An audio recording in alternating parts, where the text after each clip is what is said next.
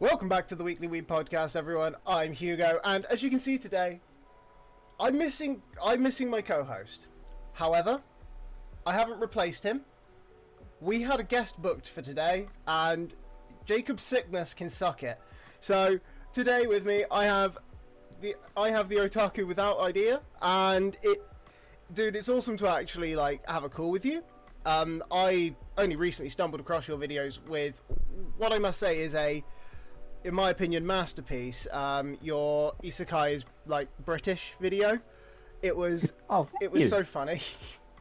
it was one of the funniest videos I'd watched, and I think I've rewatched it like 4 times, 5 times.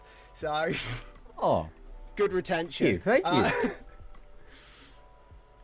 It's but yeah, no, I am curious as to essentially what made you decide to make that one. Were you just kind of there like, I've been watching a lot of Isekai and this feels familiar, or was it just like a spur of the moment idea? Well, it's so I've got a big old sheet of ideas because I've been making videos for. I call myself Otaku without ideas, but there is an idea sheet somewhere. And actually, a video I made about 5 years ago, right, is about trains in anime, right? And I remembered I used to watch this is like a tangent on a tangent, but have you ever seen Horrible Histories? Oh, sorry, I think my microphone's cutting out now. Oh, sorry. Sorry, I think the you good? Sorry, I think the something's gone wrong at my end. Oh no. Oh, that's got a bit mental there. Oh yeah, sorry about that. Can you hear me? Sorry. Hang the on. line's just got a bit funny again there. Oh, that's awful. Hang on. Let me do this. Wonderful. You can edit that out, right? It'll be fine. Sorry, I'm so sorry about the this. internet, you know. It's no. It's the joys of an internet-hosted show. If people want to subscribe to us and pump it so that we can afford to just fly people into a studio, that's great. But until then, you've got to deal with what the internet hands you, don't you? It's just part of it. Exactly.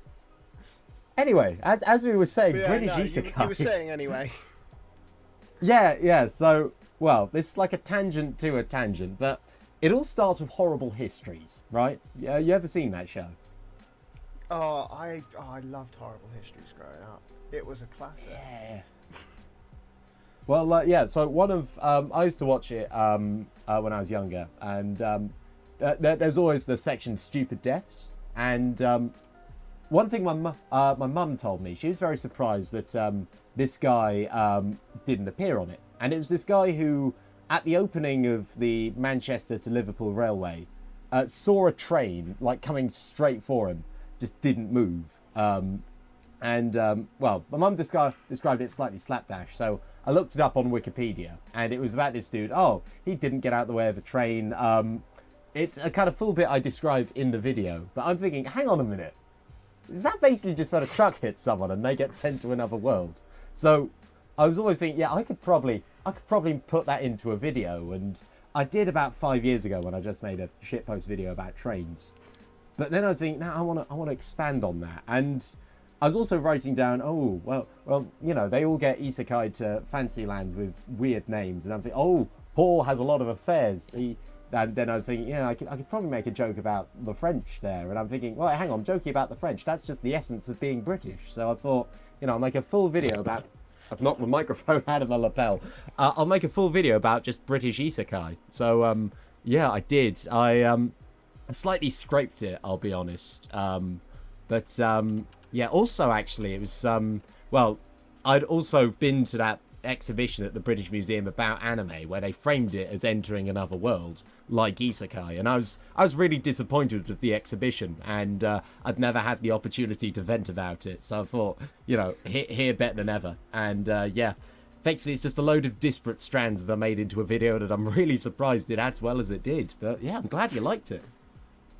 Yeah, no, and I mean, to be fair, when I was watching it and I saw your section about that thing at the British Museum with the enter another world, and then it's just all these like basic properties that people know, and it's like you've really I was like, I agreed with you. I was like, that's such a missed mark. I'm like, anime is so much better. I'm like, mainstream anime is great, and like, you know, good shows are good shows.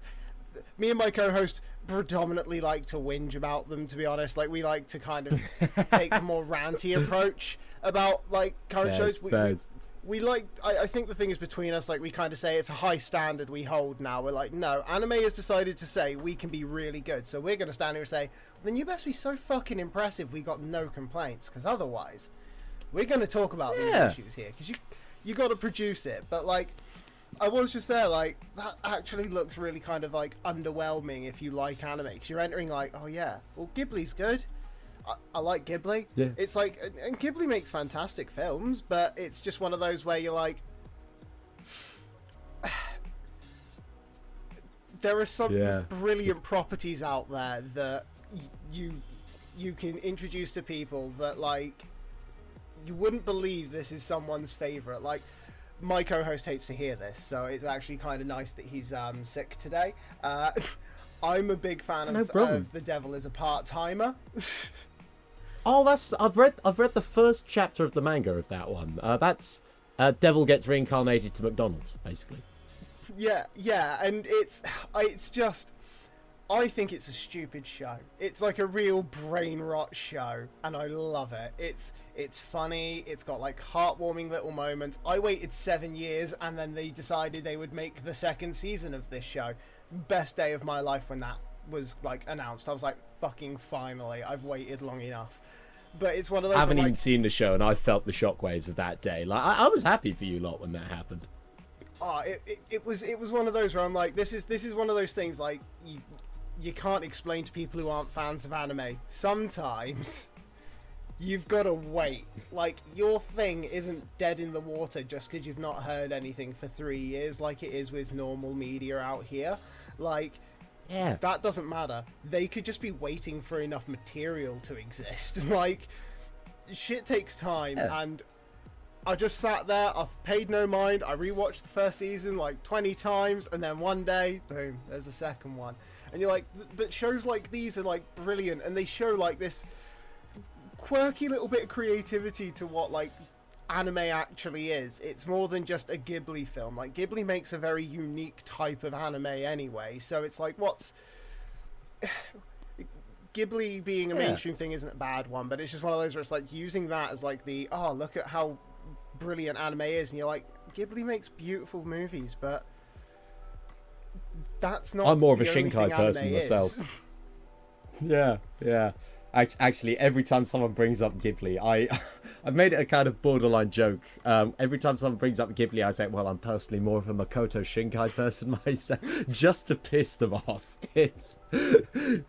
But now, well, to play devil's advocate, actually, the British Museum did strike a decent balance looking back on it, because, they had some stuff like Attack on Titan, Ghibli films, Pokemon were the kind of big three, but weirdly, the main focus of it was Golden Kamuy, which, that's, well, I think it's a very well-selling a bestseller in some cases, but I think, not many people talk about Golden Kamuy, and the fact they were using the main girl from Golden Kamuy as the sort of mascot of all the adverts I was seeing for it, that was something I found interesting. Although I was still like really salty that when they talked about anime and video games, just Pokemon. Steins Gate, no Steins Gate, Yeah, my co-host, I think my co-host actually quite likes Steins Gate. I've never actually sat down to watch it. He says my taste in anime is a very unique one, I guess, because I do weird shit like watch a lot of sports anime, even though I'm not that into sport. But for some reason, like, sports anime gets that weird place in my heart, Like, anime just makes sport look so much fucking cooler. Like, I'm not into footy, which is weird as a British man, but I love Blue Lock. Blue Lock's fucking baller. Like, that shit's great. Yeah, I've heard a bit about Blue Lock. Well, actually, yeah. Problem was, Blue Lock kind of came out at a similar time to Blue Period, and so I ended up never watching either and just confusing the two every time they're brought up. So, you know, you said Blue Lock, and I'm thinking, painting isn't football. But no. So, to be fair, yeah, I did that before I watched Blue Lock. I used to confuse the two and be like, isn't that painting? And then they're like, no, that's the other Blue. Yeah. You know, that thank goodness Blue Archive didn't come out at that time, because, you know, that isn't painting either. But yeah. But obviously recently as well though, you've released your newest video, which I'd like to say firstly I'm very proud. I think one of the first like 100 people to have watched it when it dropped. Peak moment. Thank you so much. And I was one of the first few to comment because you had made a video about a show. One I had recently just thought I'd actually like to make a video talking about this show. So like to see someone just randomly drop one just as I had like written down in my notes of like videos I might want to make. Like I was like Punchline. I was like, we've got to talk about Punchline at some point, because Punchline, as I commented, is like one of my favorite shows. And I was explaining Your it to wasn't my lying when he partner said you a had while weird back. taste. Yeah. Like the thing is, I can accept as I've gotten older, like the nostalgia grip really has like kept some shows that don't deserve to be highly regarded by me fucking very highly regarded. And Punchline was the first. Punchline was the first ever subbed anime I watched. Which sounds stupid, but that was my first subbed anime. Like I was such a fucking like no dubbed or I'm not wasting my time person, because I used to like have a 3-screen setup. I'd want to play games. I wanted all of my editing software, and then I wanted like just Dragon Ball playing on repeat. And I did like I've watched Dragon Ball through to GT an unholy amount of times, because that was like my way of life. Like if it wasn't in English, I wasn't going to. And then one friend was like, trust me, watch this show. It's coming out weekly, but it's hilarious. So I sat down. I think like 4 episodes were out at the time. Watched them. I fell in love. It was like the first show I had ever watched subbed. It was the first show I had cared about coming out weekly. Like I was really there for this show. I was like, I love this show. This show is brilliant. And I was like, watching your video was just, like I said, it was just brilliant for me. I was like, oh, it's so nice to see someone talk about what is probably just my favorite anime ever, because it's stupid. I love it. Okay. Well, it's ironic you said you were planning on making a video, because actually the main reason I made that Punchline video was because I have a friend who also does YouTube. Amazing channel. I know the guy's name, but the name of the channel is Ozum, Oozum. I'll send a link to you after the podcast, but does amazing content, right? And I was messaging him saying, hey, you planning on making a video? He said, yeah, I'm watching this anime called Punchline. And I'm saying, wait, hang on a minute, that's the one with the cat where it opens the computer and it's a porn tab of 2 cats going at it. And he said, yeah, that is the only way I know that anime. And which, you know, same with me. And then he said, yeah, so I'm planning on making a video on it, going through episode by episode. So I'm thinking, oh, great, he's making a video. I'm going to watch Punchline so he doesn't spoil it for me. So I'm watching Punchline, but then I overtake him. And apparently he recorded the first bits for the first few episodes and kind of lost faith in the project. And I was thinking, oh, that's awful. Hang on, I could do this video. So I kind of had it on the back burner thinking, how can I explain Punchline? And then I thought, what if I just sit down and try and recap the plot? And the original cut of the video was me sitting down with, you know how in the Black Ops games they just black out bits of documents, right? Yeah. I did that with the Wikipedia plot summary of it. So it would just be, Yuta is on a bus, blank space, black space, redacted, panties, redacted, spirit powers, redacted. And I'd try and go through it, but I did it the first time and the recording just wasn't very good. So I thought, hang on a minute, how about I need something to kind of truly illustrate the full insanity of it. So I got a whiteboard and then I went to town on it. And well, the results speak for themselves. But yeah, I'm sorry I slightly butchered Punchline. I didn't realise upon posting the video how many people kind of held it quite so dear, because it actually, I was hearing about it shortly after it aired. Bear in mind, that's when I had only watched like 3 anime, and I was talking with a friend about Fairy Tail. Talking with a friend about Fairy Tail, saying, "Oh yeah, it's a great anime with a cat." At which point he says, "Wait, hang on, it's not that one with the cat who opens the computer tab and then it's 2 cats." And I was like, "Wait, no, what anime are you on about?" And he said, "I don't know." And yeah, years later, Punchline, and now I know. Now we all know. Yeah, sorry, that was a tangent. My apologies. No, and like, to be fair, I think I find it really. I like the fact that from what I have seen, loads of people remember it for that cat opening up the like cats having sex thing on the computer. Yeah. And it's weird that that's like, honestly, until you said it, that scene had blanked from me. I had like completely forgotten. You know, the one where the cat's fuck, and I was like, oh yeah. That's a fucking scene.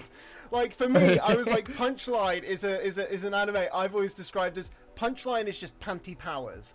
I'm like, you get Yuta, he see panty, he goes Super Saiyan, and then if he see panty again when Super Saiyan, he dies. So, I was like, that's I'm the laughing, plot. but that is the plot. Yeah. That's the plot, and I'm like, and that's why I love it. I'm like, it's the fact that, like, there's no... Like, the world building is so rapid and so, like, thrown in, like, randomly. It's like, it's such a mess of a show to some extent, but it's a beautiful mess. It's just, it was so funny to watch when it was coming out, and I like that when people do see this show, like, I don't think I've met anyone who actually, like, dislikes Punchline, which is, I think, the thing that makes it a good show. Like, no one really goes, oh no, that show sucks, or it's like super fucking weird. It's like, no, that show is just a comedy. It's a brilliant little, like, comedy shonen type thing that you've been given. And I love it. And like I said, seeing people, like, seeing an actual video made on it, I was like, oh, so people did watch this show. I wasn't the only one. Like, thank God. Yeah. Well, it's actually, yeah, 'cause the 2 things that everyone remembers about Punchline, it's that scene with the cat and the Chiamancy dance, where Mecha puts on the pigeon mask and starts dancing. And the funny thing is, those are the only 2 bits of consistency, because those are the only thing that happen in more than one episode. Because just something will happen, and then immediately, oh yeah, now Maker's a robot, just so you know. And yeah, but well, there's a bit where they do the full Chiamancy dance, and Meika puts on the pigeon mask, but then Narukino puts on a chicken mask, and I'm thinking, Hotline Miami reference, let's go!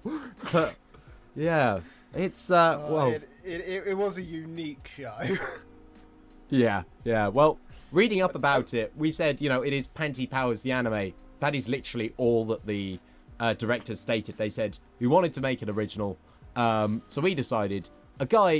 What if a guy looks to girls' panties? What's the worst thing that could happen? The world ends. And they just made a full anime about it, and I respect that.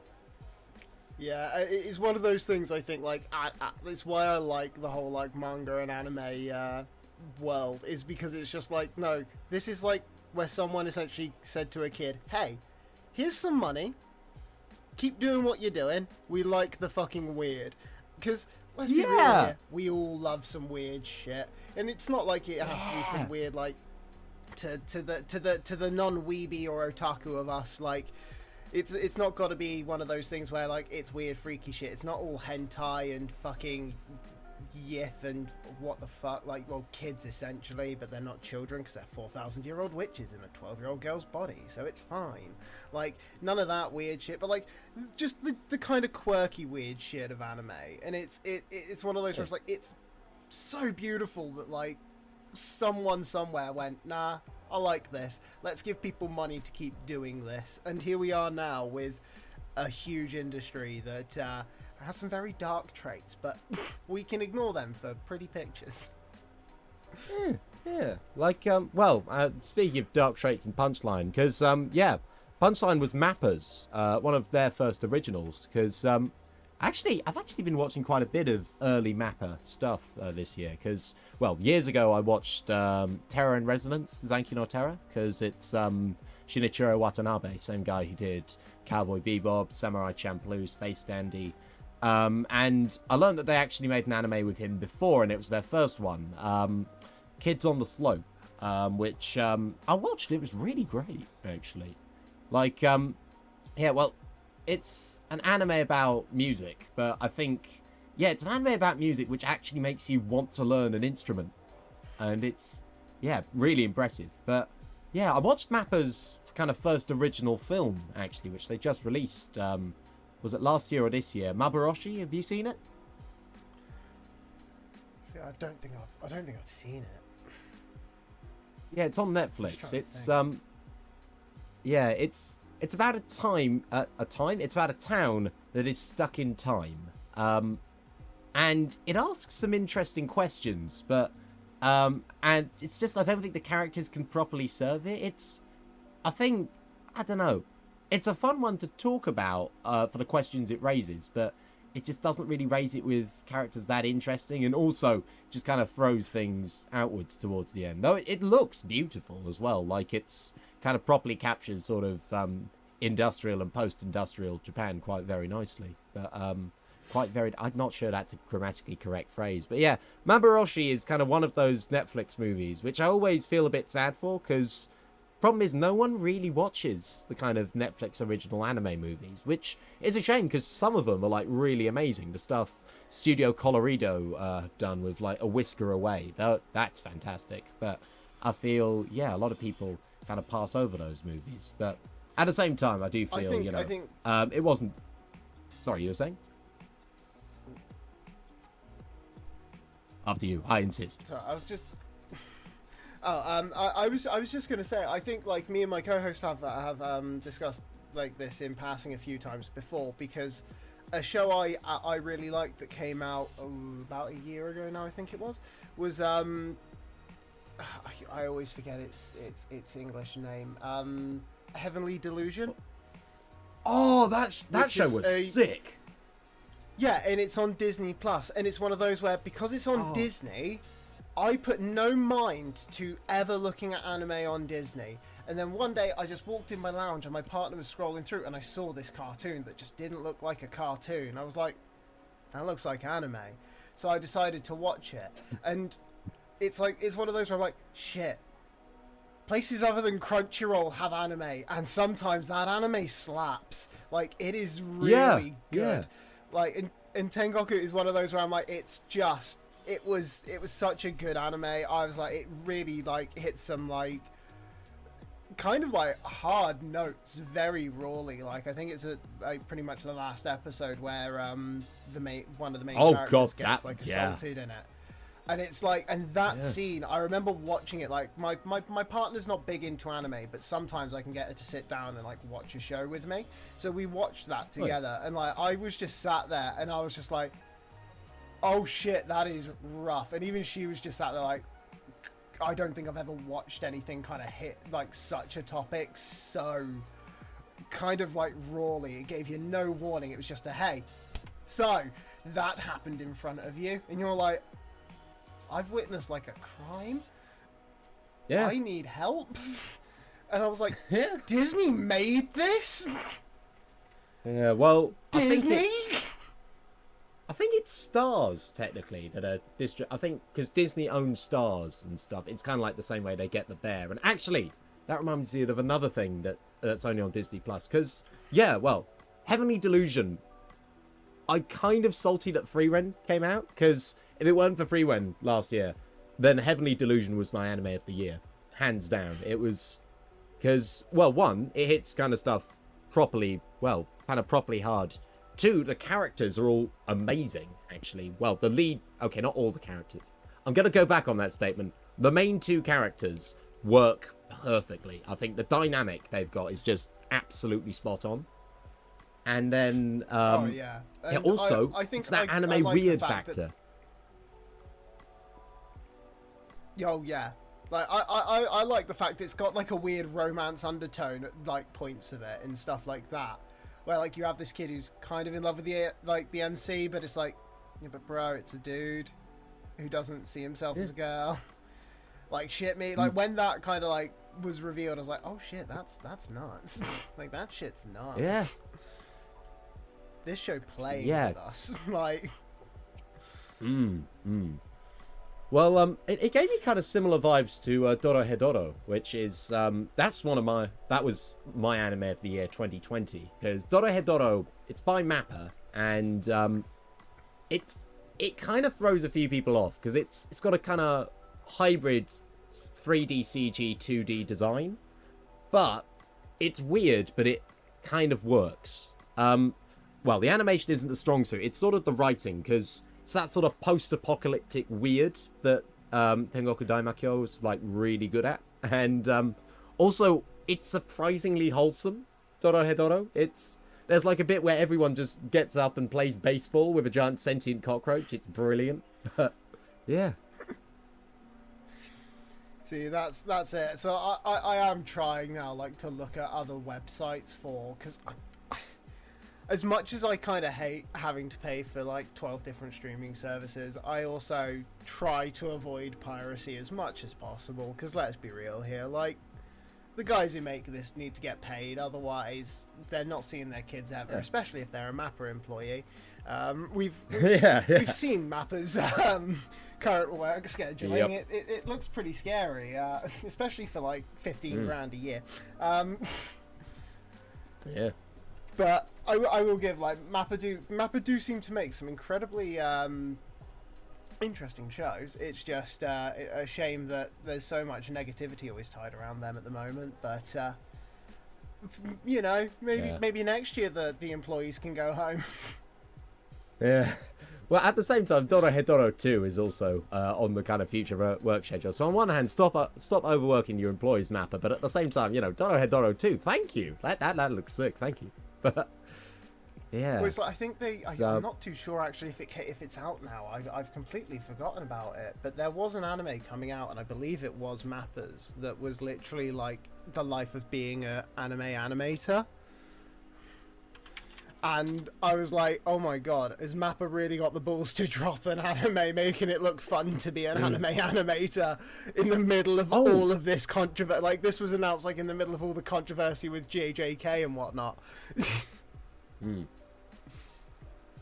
Though there is a good anime about making it. Well, actually, there's a lot of really good anime about making anime, because there's Keep Your Hands Off Eizouken, which that's who is it? Masaki Yuasa's studio. I forgot their name. Science Saru. That's it. So that's pretty great. Kind of really visionary stuff. But Shirobako is that's one that came out. Oh god, it came out almost a decade ago. Ugh. But yeah, that's one that's kind of properly honest about kind of animating. Well, anime, and it's, you know, it shows the highs, the lows. It's quite honest with it, but still makes kind of a decent sort of slice of life out of it. I'd highly recommend Shirobako. Also, well, if I am going to talk about Shirobako, Kunogi is best girl. So I just had to put that one out there. My co-host does the same thing. I feel like I'm the only one who, like, my best girl is only a factor for my rating. Like, is it bottom tier character Tomazaki? Have you seen that? I've heard of. Wait, hang on a minute. No, I haven't seen it.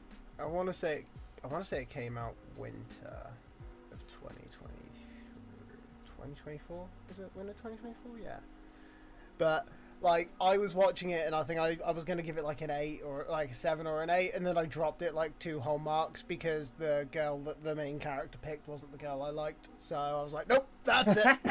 Demoted. And I was like, wow, I never realized that I could care so much about a female love interest in an anime, but shit. Welcome to my when world. he didn't pick the girl I liked best, I was like, this hurts. I was like, is this how like all the other weebs feel like when they see their girl not get picked? Is this best girl moments where it hurts? Like, oh no. Oh But, yeah, man. The ReZero riots is all I'm gonna say. The ReZero riots. It was mental. See, I I didn't even watch like, ReZero for 4 years. stuff. Wait, you haven't? You haven't seen ReZero? No, I'm a really bad anime watcher because of the fact I seem to just miss a lot of big shows. For choosing dumb shit like Chiko Noko Noko Noko Koshi Tantan, because I would just much rather apparently watch an anime with some weird 3D deer animation in it and shit. So.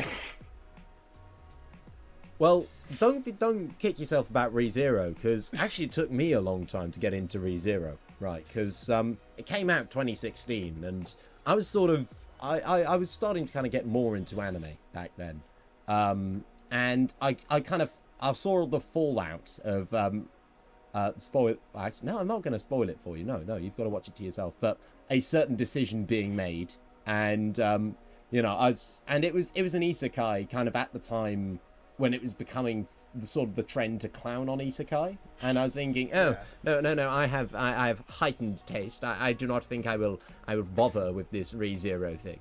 And I say this while also unironically going up to bat for Fairy Tail back then. It was quite a time. But but then it was 4 years later when the second season was coming out, and I see the second season getting really highly rated, and it also helped that it wasn't actually that much coming out that season.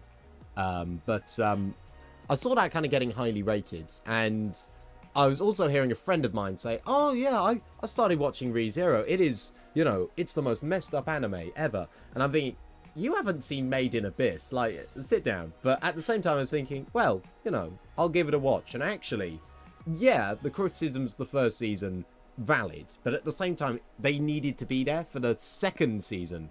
Well, first season kind of had all the kind of moments of Subaru being a bit of a pain, but it pays off properly with the second season. It's one of those anime I'm glad I got into when it did, because, yeah, I keep thinking to myself, if I never got into Attack on Titan when I got into Attack on Titan, I would hate that show, because it was the first anime I ever watched. But if I hadn't seen Attack on Titan when I saw it and just got into anime another way, then, I'd probably be seeing all these people going kind of very hyped about Attack on Titan. I'd be thinking, man, shut up. I'm done hearing of it. What's so great about this show? And it's pretty great actually. So I mean, but ReZero. When did you get into Attack on Titan? 2015. So actually, I wasn't quite at the epicenter. So that was 2 years after the first season aired, and then 2 years until the second season aired. But I rode the wave, because first season happened. That was really hyped, so much so the fan base was still frothing at the mouth 2 years later when I first started watching anime. Then second season happened, and it was going toe to toe with My Hero Academia season 2, which back then was like really good. So actually I was a massive My Hero Academia fan, from like seasons 1 to 3 and some of 4. I haven't watched it like since 2019, but yeah, so that was kind of the big moment. And then I was kind of willing to write off Attack on Titan, thinking, it's kind of overhyped. Then season 3 part 2 happened, and I'm like, ooh my, Wit, you might have cooked. Please do it again. And then Wit didn't do it again. They gave it to MAPPA. Yeah.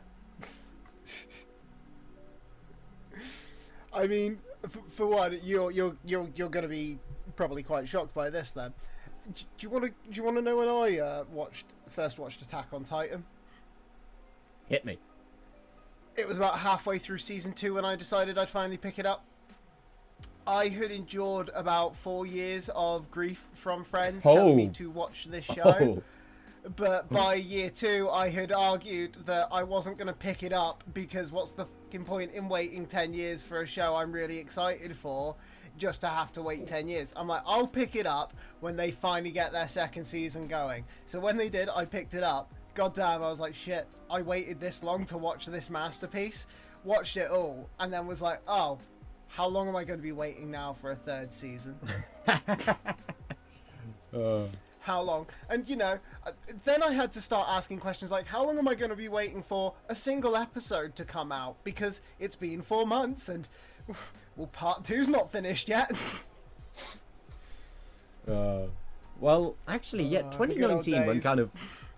Yeah, well, when Wit dropped Attack on Titan Season 3 Part 2, I was like, I was just on my anime list. So I don't have an account, but I occasionally checked it. And I was looking something up, and I thought, oh, let me check how come the top anime are doing. Because back then it was, what is it now? Yeah, it was Full Metal Alchemist Brotherhood, Kimi no Na wa, and then Steins Gate, then Hunter x Hunter, or something. I went on Full Metal Alchemist Brotherhood, Attack on Titan Season 3, and I'm like, wait, hang on, what? And so I'm thinking, okay, I've kind of put off watching it, but I might as well, you know, watch Season 3 Part 2, and I did, and it was magnificent. But then that was the year that Studio Wit kind of properly started cooking, because after finishing that, they immediately started Season 1 of Vinland Saga, which is phenomenal. But yeah, kind of first time Wit sort of, well, I haven't watched. Sorry. I haven't watched Vinland Saga, and it's another one of the many masterpieces. I've just kind of gone, I'll get round to it. I just want to watch the weird, obscure shit, you know. Like, I want to be like one of those where you were being like hyper refined about looking like watching certain isekais at times. Like I was being more like, no, give me that fucking freaky shit. Like I want the weirdest shit being made right now, so that when people look at me and go, oh, have you seen this? I can go, no. But I have seen Prison School High, or Prison High School. So, if you haven't, I just don't think we're in the same league, you know? Honestly, you're in a better league than I would have been. And actually, Vinland Saga is one I've got a complex relationship with, because the first season is amazing. One of the best anime I've ever seen. Second season, it's good. Like, it's really good. But everyone says it's sort of the best of all time, and I don't know. I think there's a big back in the day. I really used to be into anime video essays. In fact, that's kind of why I first set up a channel. It was sort of parrot a lot of anime video essay kind of basic talking points. But I'm feeling, you know, because a lot of these kind of channels, I'm thinking, where's this kind of enjoyment in it? You know, you're sitting down to watch it and then validate your own taste by watching other video essays, and you know, there's not really any fun in there. And as you're saying, you know, anime kind of, it's best when, well, it's at its best when it's having fun. And I feel those kind of videos weren't people really being entertained. It was mainly just showing off, look how much I can infer about this. And there wasn't kind of much opinion into it. It didn't feel personal. So I tried to kind of stop going into anime, which I'd only heard about from video essays and stuff, and just for what looks fun. And it's done me fairly well. And Vinland Saga Season 2 has basically become the poster child of anime video essays now. Because it's beautiful. Like, amazingly done. But I just don't prefer it to the first season, which, you know, it's the perfect complement to the first season, and it's not bad by any stretch of the imagination. In fact, Vinland Saga Season 1's a 10 out of 10, the other's a 9 out. Season 2's a 9 out of 10, 9.5 even. But, yeah, I don't know, it didn't wow me, and I feel, yeah, you know, why get swept up in the hype when you can watch your own thing and have fun, frankly? Yeah, like, I think that's the key with anime is, I think, or like for me watching anime is that, like, I decided, I was like, I don't care if it's popular anymore. Like, I enjoy obscure shit because it's fun, and like, I think it's nice to kind of essentially watch someone's weird little brainchild go into this world and offer nothing but pure entertainment. Like, I can't imagine you would have watched it. There is a golf anime that came out last season called Oi Tombo, or Hey Tombo, and I'm only 27, so golf isn't really something I've considered taking up in my life yet. But I watched that show and I was like, shit, I really want to play golf. I was like, this show about like a 14-year-old girl who's apparently just like kind of naturally gifted at golf because no one taught her to play it through the standard rules of like professional championships, and has only ever played using like I think it's a 9-iron, and it's just one of those where like it was such a fun little show to watch, and there's a second season, which has made me so happy to know, like, there's another season of this show coming. We're going to see Tombo become a professional golfer. And I'm like, anime that is the best to watch is sometimes just that guy who obviously really liked golf and thought, how do I get kids into golf? Shit, what if I made a cute girl play golf? Yeah. And I'm like, god damn, I love that cute girl playing golf. She's just so happy when she's swinging a club, you know? Yeah, actually. Yeah, because, well, you mentioned you like sports anime. Weirdly. And I think, well, Oi Tombo's kind of used it, well, them saying, how do we get people, you know, I really like golf. Let's make an anime about golf with a cute girl. Well, you want to know my favourite sports anime? Go on, what is it? Girls und Panzer. Girls und Panzer is a sports anime. I've got that anime. on my plan to watch list. Honestly, Girls und Panzer is the kind of thing anime was made for. Oh, it's so fun. It's basically a load of people who really, really liked tanks made an anime where it's just, imagine, you know, your average school football game, except everyone's, well, there is no ball and all the people are in tanks and they're all cute anime girls, and it's just large tank battles, and the entire world is based around tanks, and it's adorable and it's charming, and it's you can just feel how happy everyone was in designing it. And yeah, it's Girls and Panzer was like, it's just what anime should be, you know. See, I think that with some shows, my co-host told me to watch recently, and we discussed in an episode that by the time this is out, obviously will be out, but at present time I think comes out this week, called Keijo. And is that the one with the watched girls? Keijo? That's the one with where the girls are sumo wrestlers, but let's just say they turn the other way and they have to get people. Well, they basically wrestle with their asses. Yeah. Keijo is tits and ass on the water wrestling, and goddamn, I wish there was a second season of this like 10-year-old show, because it is funny. And I'm like, God, sometimes someone comes up with like the most weird shit, and I'm like, fuck, I'd watch this sport because it is funny. And honestly, I said to my co-host, like, I like the fact that all of the attacks have names. Like, you've got like the butt blast cannon and shit like that, and I'm like, I like the fact that someone was like, nah, we can name these. Or I think like you got like her, like the hypnotic tit mirage, where like a girl just starts swaying her tits side to side to distract, and it's just weird shit like that. And I'm like, sometimes people, and this is I think why I've started to like sports anime so much, is I'm like, because sometimes someone just says, please, sir, just print like 5 chapters of this.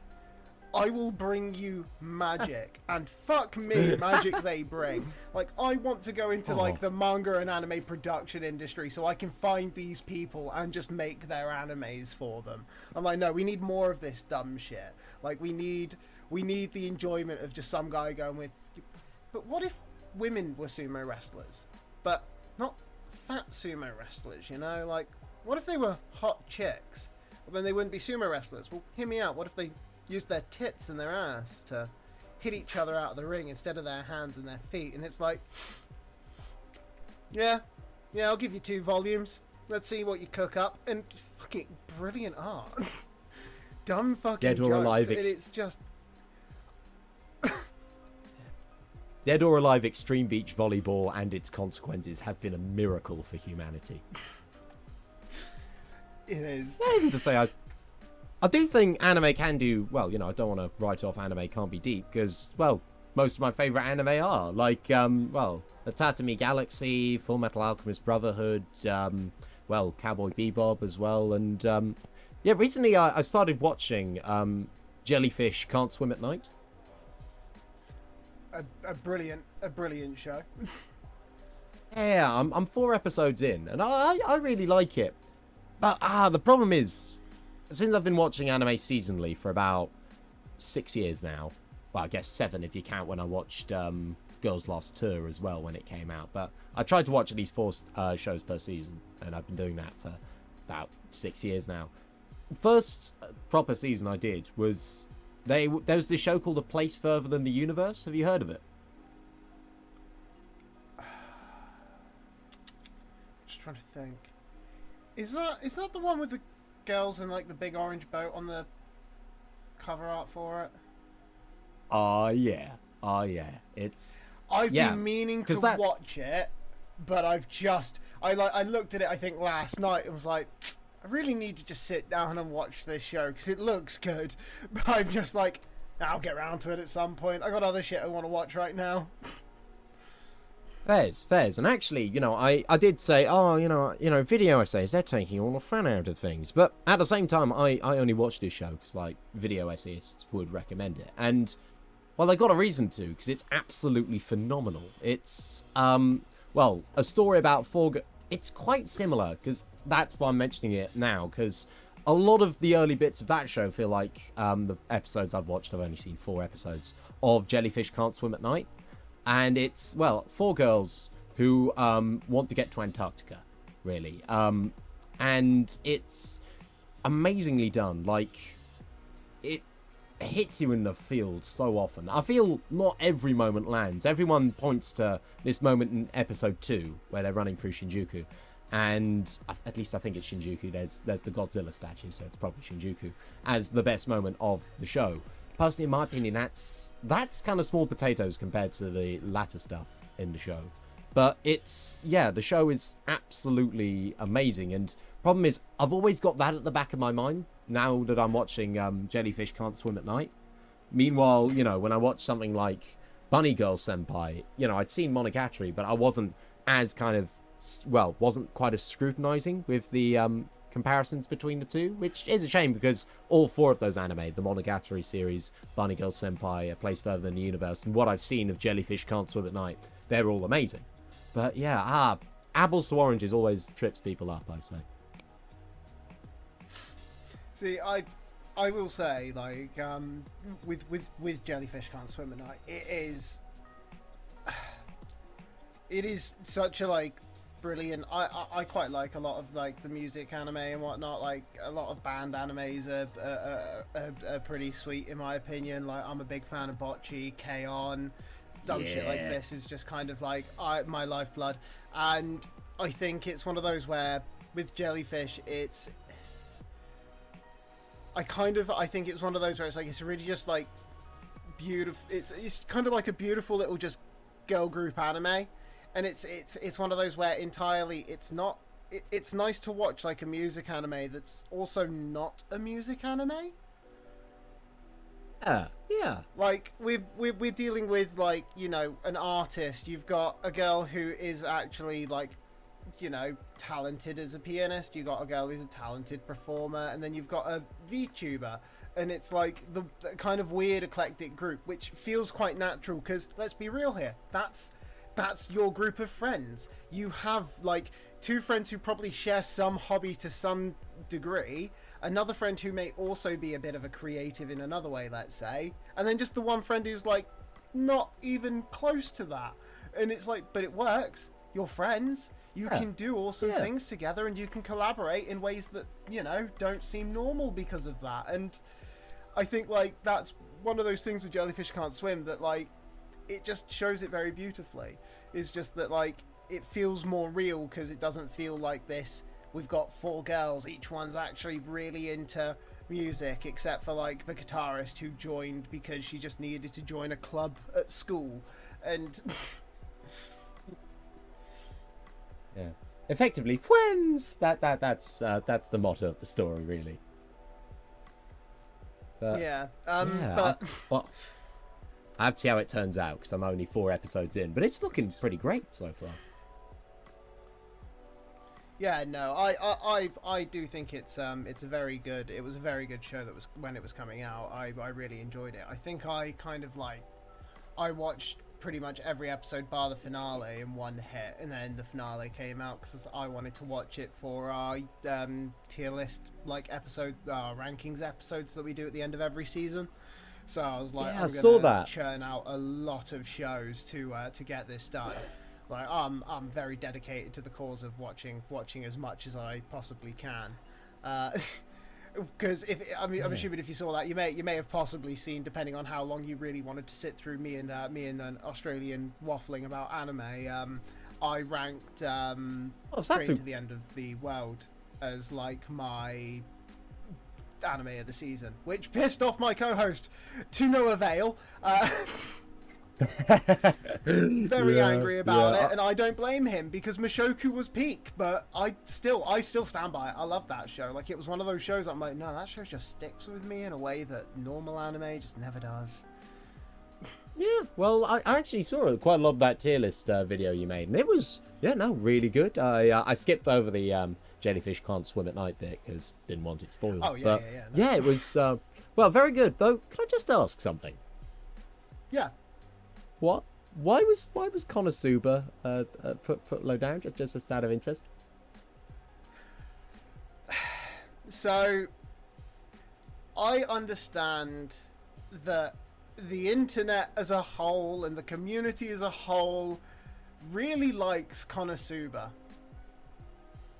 So, yeah, I'm happy to put my hands up and say, look, maybe I'm just so autistic I can't handle the show and I haven't realized it yet, but I just honestly, that entire season of Konosuba, I really liked the first season of it and everything, and I've really enjoyed everything in Konosuba up until this latest season, where like, as I've ranted quite a lot, it was just, the show just felt really kind of boring and repetitive, and I don't mind if a show does that, but like, it also felt like it was trying to give me 12 plots that it wanted to consider as viable stories to justify making 9 more seasons of this, and it was just one of those where I was like, yeah, but can we at least semi-follow one of those stories a little bit more than just...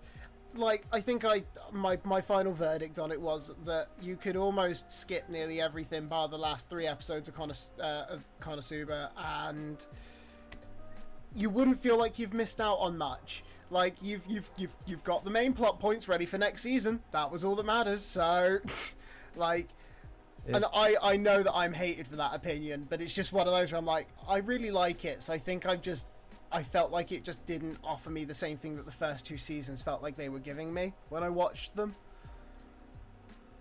Well, I'm quite a non-confrontational guy, so valid, I'd say. I feel, actually, well, I quite liked some of the plot points. I think the bit where they spend it with the princess, that was quite entertaining.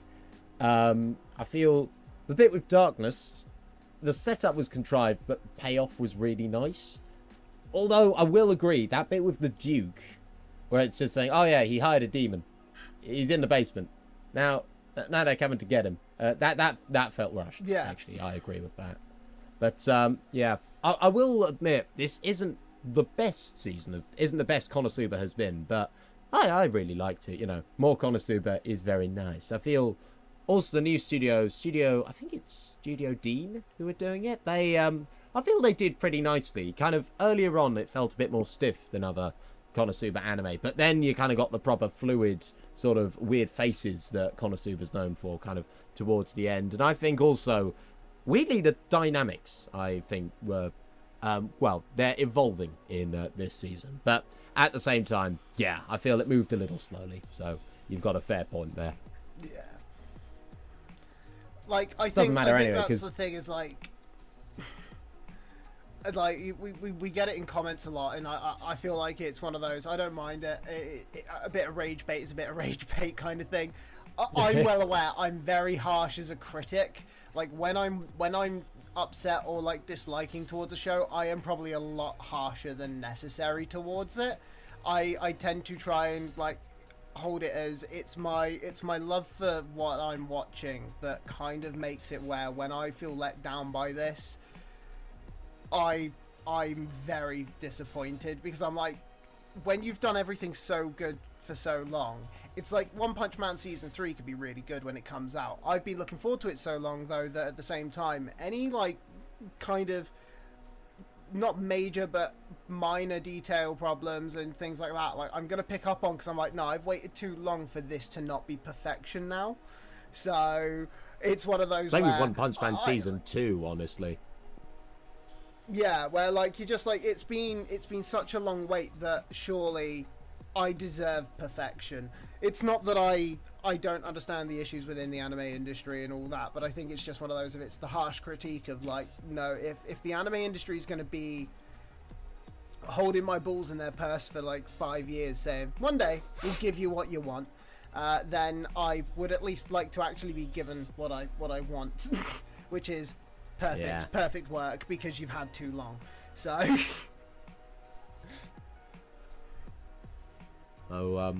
what was it? Yeah, One Punch Man season 2.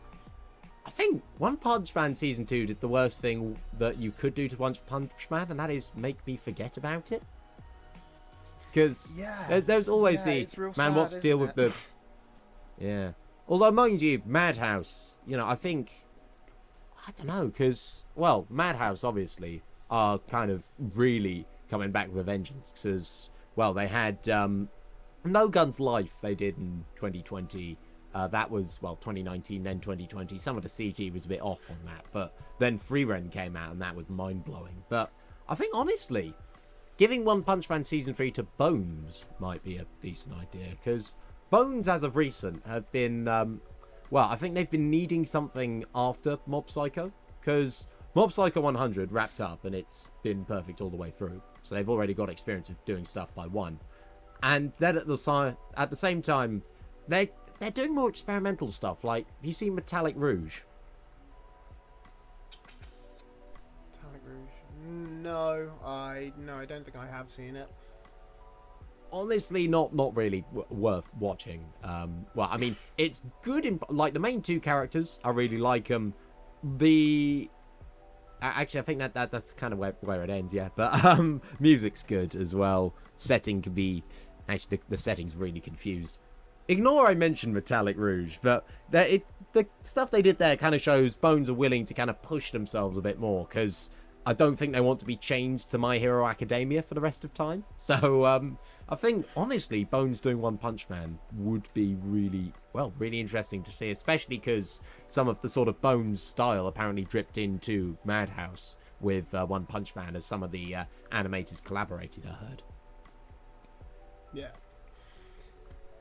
I will say, because you said, how much of, you haven't watched much of My Hero, have you, since, like, season 4 or 5? Season 4 was the last season I watched.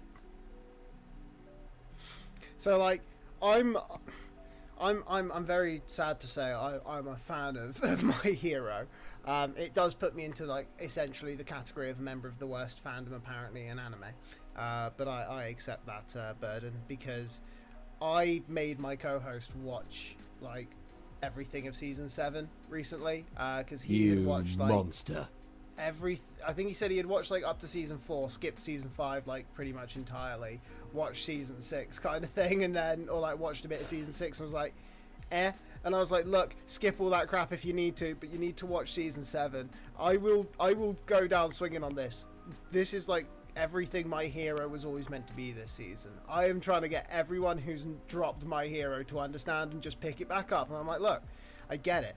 The show's fucking a bit crap at times. It doesn't have to be perfect, but I promise you, this season has been insane. I have screamed at my TV so many times because of this season of My Hero. Like, it has been brilliant. Right then. Is the My Hero Academia season 7 like, in the room with us now? But oh, no. Well, I do think I'm a little harsh on My Hero Academia, because it didn't do anything well, I think it was just kind of the fact it had this wonderful bit with Deku and Bakugo, the fact it was kind of turning into more of a drama with superpowers in kind of season 3, which I felt was interesting.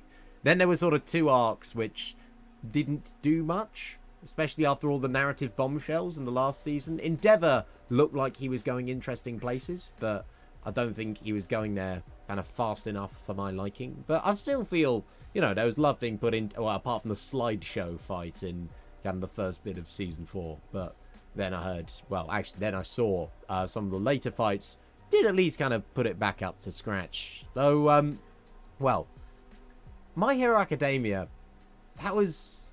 Problem is, I feel every Shonen Jump anime, no matter how good it is, always has its era, right? So I think at the moment we've had the Demon Slayer era. We're now in the middle of the Jujutsu Kaisen era. And I think I was on the My Hero Academia era quite heavily back in the day. Back in the, well, 2017 was when it really properly exploded. And I think Season 4 was when it died down. So I guess I'm just not a true believer, really. And at the same time, Vinland Saga was also coming out then. See, I don't think I blame anyone for, I don't blame anyone for ever dropping it, because I'm like, no. I honestly would have dropped it. I'm a child of Dragon Ball Z and Dragon Ball GT predominantly, so I tend to need something with screaming and punching. If I don't get my screaming and punching, I get very upset. So I was like, I'm gonna have to just keep watching this My Hero shit, because I'm like, it's got screaming and punching, and I like the screaming and punching.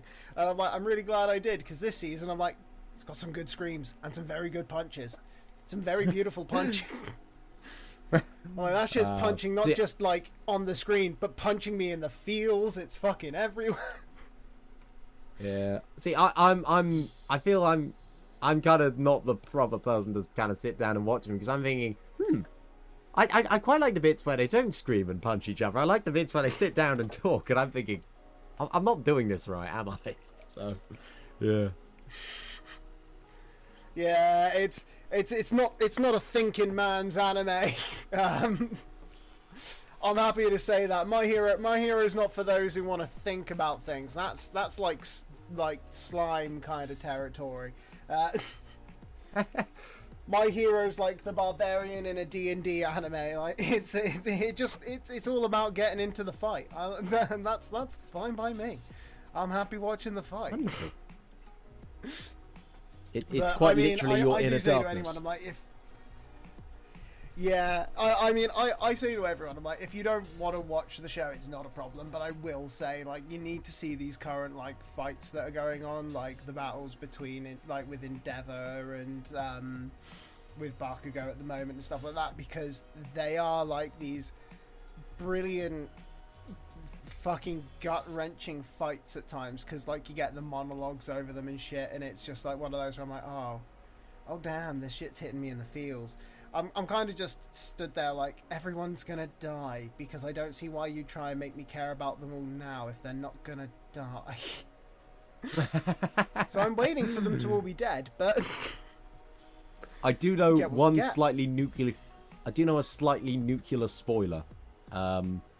I don't know when it happens, and I'm not going to say it, don't worry. But I know that is a thing. But yeah, I try to avoid spoilers like the plague. So even just someone mentioning, you know, an anime I might consider watching, I'm like, nope, out of here. So yeah, but it's good to hear My Hero Academia, you know, the staff are still doing really good by it, because, you know, Bones are Bones. They're the people who made Full Metal Alchemist Brotherhood. I'm not really going to poo-poo them, even if they did make Carol and Tuesday as well, which was... But, yeah. Yeah, no, they still, fortunately, are producing very good work, even if the fandoms for some of the work are just disgusting people who behave poorly. That's honestly, I think that's like the sad thing I always have for My Heroes. I'm like, it just sucks that the fandom sucks. Like... It's the fact it's like it's ending now, and I'm like, oh, this could have gone on for a bit longer, but the fandom sucks. So I wouldn't want to carry on making this if I were you either, mate. Like, I'd be like, no, fuck these people. I'm done. Mind you, they've had my hard work and care, and they've. We used to say the same thing about Naruto fans, mind you. Naruto fans used to be the absolute worst, but now it's sort of come back around. You know, Naruto's. Well, they've matured, namely, but It's Naruto's kind of come back in vogue. I still won't watch it, but it's come back in vogue. I mean, I think it's just because I think what I heard. Well, Naruto's kind of come to its end, so you can see the full arc and the full sagas and stuff. So when you're in the heart of filler arc number 502, it's a lot easier to be cynical about something. But then when it's kind of been a full saga and it's come to a satisfying end, you're not really as willing to insult it. Like, yeah, it's it's like kind of how everyone used to insult Subaru and what put me off ReZero, as I mentioned. But now Subaru's really come into like a really great place in the anime. ReZero, I should mention. But yeah, it's anime fandom's a weird thing. Yeah, I mean, you get what you get with every fandom, don't you? You just got to roll with the punches. I always just find it a shame when they ruin the things I like. I'm like, look, ruin everything else, that's fine. I don't care, but I like this stuff. It's kind of like when Twitter tries to cancel things like Mushoku Tensei. And I'm like, look, go and cancel any author you want. Go and cancel any book you want. I don't care. But leave my Mushoku alone. I'm like, this shit's good. It's peak fiction, so... Really, I don't think they care if they're trying to cancel Mushoku Tensei. Have you seen all the nudity in the show? So well, it don't matter. Yeah. I think they'll say it's awful. There's nudity in it. There's blood. There's violence, and then they'll just go, yeah, we know, and it's kind of glorious. But yeah, I've always said I'm bewildered by the judgment of the characters in shows like Isekais, where they're like, oh yeah, but they're like 50, and it's like they're 6. I get that they're 50 in their head, but that's the story. Fortunately, it's a story. Scar didn't actually kill his brother, surprisingly. Simba didn't grow up without a dad. What? It's a story. What? Like, I know, I'm sorry, I didn't want to have to do this to you here, but, it needs to be said. Like, people need to learn to accept story as story. Man, I prosecuted that lion. Like, I put that guy on jail for something he didn't do. Should have told me earlier. Well, the game hunter's got him now, so nothing that can be done. Oh, man, he made a great duvet. Oh. But yeah, it does. It is just one of those sad parts of like any fandom, isn't it? That you get or any industry, you just get people who try to find problem with everything and then ruin thing you love, which I'm sure people feel like I've done with our most recent episode discussing Oshi No Ko, as everyone's angry about that at the moment. Yeah, I'm not on Twitter, so I never kind of find anything. I never really know kind of what's properly getting under people until I see thumbnails of video essays, which I'm just not going to watch. So I'm like, yeah, I'm good with that. But yeah, actually, how is Oshi No Ko doing at the moment? Because I'm umming and ahhing over whether to watch it. I heard you said it was a little mid in the last episode. I'm not like a hater of the show. I'm enjoying watching it by every by every meaning of it. Like it's a good show. Like Oshi No Ko is actually a decent show. It should be said. I think like my main issue in our last episode regarding it was that I think if you've watched the first season of Oshi No Ko, you know that first episode is famously long. Oh yeah. Is I think quite a smart move for the show. You needed it to be that long. It needed to cover a lot.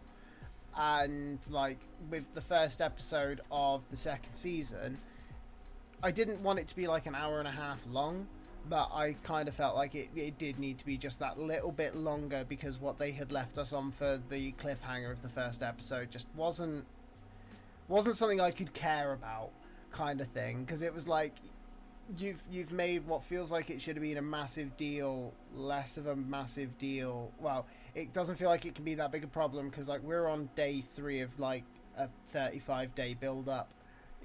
I don't care. So it was one of those where like the first episode just didn't hit home, and like for what this season is covering, at the moment, like, it feels just a bit slow.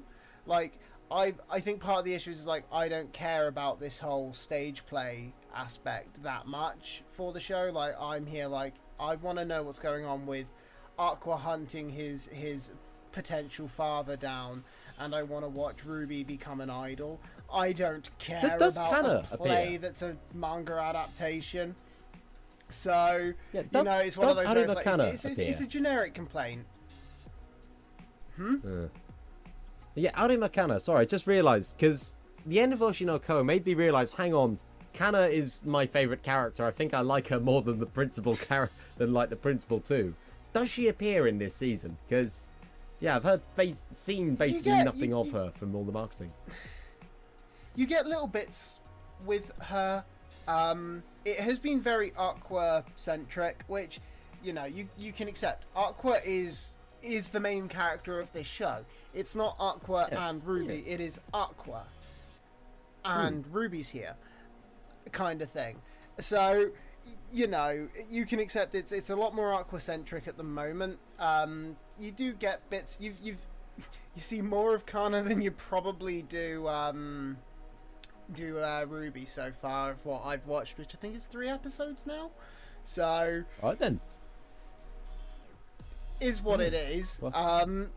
Again, it's because this season is predominantly focused on this stage play thing they're doing. So, and it's fine. I don't mind. I'm still gonna sit through and watch it, and then hope that a 3rd season comes up so I can sit through and watch that. So, I would say if you are into, like, or if you have watched the 1st season and enjoyed it, watch the 2nd season. It's good, but just, like, understand it's not that same high energy that you kind of got with the 1st season. Like, this is a much slower pace, which is kind of why, like, we had the whole it's mid attitude, because I think we were sat there ready for that high energy Oshi No Ko that we all know, and then we were given that, hey, we're gonna pull a Mushoku Tensei season 2 on you here. You had action and adventure, but now slice of life. And you know, maybe this is what shows do. Maybe they know that 1st season needs to be so enthralling that I'm like, I'm gonna hold out for the 2nd season to progress before I cast my stones. But I still think it's good. I still think it's worth watching. I still like the show. So, you know, it's one of those, but you need to kind of, I think, go in prepared for it to not be as super fast, high energy, like, from the offset as I think you would think it would have been, considering the 1st season is super high energy from the offset.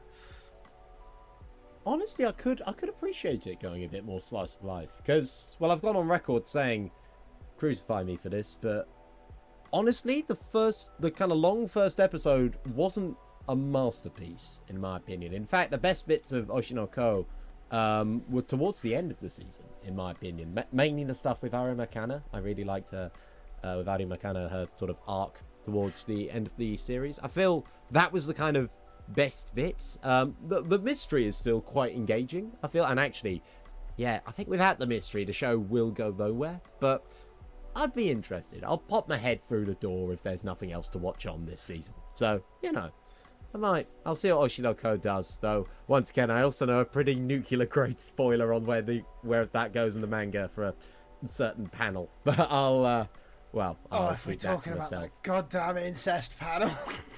Oh, yeah, we're talking about the goddamn incest panel. That fucking panel. Like, I don't pay much attention to, like, anime and manga-related things on Twitter, but that fucking panel just pops up every so often, and I'm like, it's like it fucking haunts us.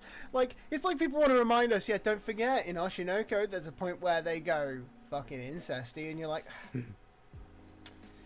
Here's the thing. Oshi No Ko, I get it, the biggest impact Oshi No Ko will ever have had is that it is because of an Oshi No Ko edit I found out what Yosuga no Sora was. And honestly, if you and Full Animix have nothing to do in the coming weeks, both watch Yosuga no Sora together. Well, it's not good. Well, it'll make for some conversation. Let's put it that way. I mean, You got to watch the full thing. We're starting to like develop like small segments for the show going forward now. So like one of our episodes we're doing something like once a month called Sub or Dom, where we want to just pick like randomly generate some anime characters, and essentially based on just their appearance alone, if we don't know them, or their characteristics if we do know them, whether they are submissive or dom, and dumb shit like that. We are also now working on we want to watch like a show, but we're going to watch it in sub only, like a show we've never watched before. We're going to watch it in Japanese, no subtitles, and then come to each other and tell us what we believe the plot to have been for the entire show. Okay, Yosugo no Sora can't be that one, because like, the dialogue only makes it worse. Yeah, I mean, better. Fooly Cooley, if you haven't seen that one, well, the dub's pretty amazing, but actually, try watching it subbed. I dare you. I double dare you. To be fair, I was watching... Oh, shit, what was it? I was watching something the other day that was like a fucking dub, but it was like a bit of a weirdly done one, and I just heard the line, like, pretend there's a big black man chasing you. Which is obviously Ghost in reference Stories. to that.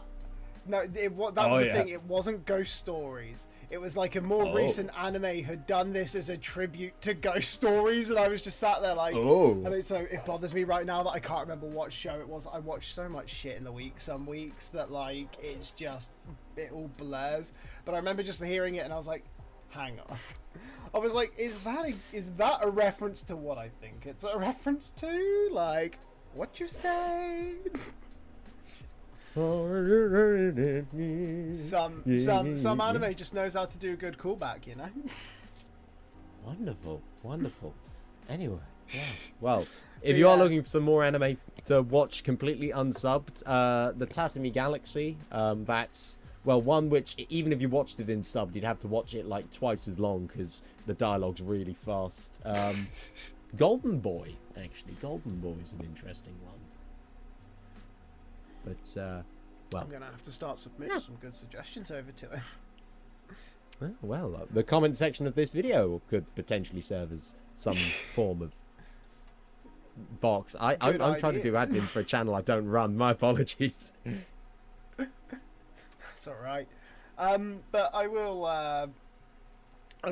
say we'll start bringing the show in towards its finale with I'll just ask, what are you going to be, do you reckon, watching next for your next magnum opus of video, since you've knocked the last two out the park? What's this third one going to be? What's this like magic banger you're going to drop? Well, I've recorded one, and it's about anime fandoms I actually kind of respect, or, well, kind of I respect, but I'm also kind of jealous of. And, well, I touched on a tiny bit of it earlier. A tiny bit of it, but I've recorded it, and when I find some spare time, I'm going to edit it together. Then I'm also editing an ad together for a friend of mine. I don't know whether it's going on my channel or his, but, well, we'll wait and see. Either way, you'll be hearing about it at some point. But, yeah, I'm also in the middle of I'm about to take a massive move, so I'm going to be unsure if I can actually record videos where I'm going. But we'll have to see what happens, eh? But thank you so much for having me on. No, mate, it's been a pleasure. Once you're all settled in, I hope that we can have you back on when my co-host decides to, not destroy his throat. He says it's sickness. I assume he just got drunk and started singing Waltz and Matilda loudly, but my assumption. God, I'm a really good friend, aren't I? Aren't you just? If he stays sick for a long time, you can replace him with me if you want. But yes, terrible to hear about the sickness. I hope he gets better. Yeah. But before we go, is there anything? Obviously, your channel will be linked in the description. Anyone who is watching, you need to go check out his videos if you haven't already. Like I said, you're too kind. Isekai's British video is a fucking masterpiece in my opinion, and deserves a lot more attention than it has gotten. Because I've seen some YouTubers' videos when they review anime and discuss like things like this, and they are nowhere near as fucking good as these videos. So the fact it is still like under, what is it at the moment, like 30,000, 40,000 views? Yeah, I mean, honestly, well, check out the channel, but watch whatever you want, really. Like, well, I'm honoured because recently my recent videos have been exploding. Frankly, you know, I used to barely get 100 on a video, so like the recent support has been really humbling. Honestly, thank you all so much. But yeah, if you want to come and check it out, Otaku Without Ideas, a link will be on this wonderful video you're watching right now. Yeah. And with that, everyone, thanks for watching the episode. Don't forget to like, subscribe, check us out on Spotify, Good Pods, Amazon Music, wherever you want to listen to your podcasts, really. And hopefully, I'll see you again soon with a Jacob in tow, and this time a healthy one, and he'll be up to date on. We can only hope. Anime. But thanks, guys. Goodbye. Adios. Oh, let's just quickly.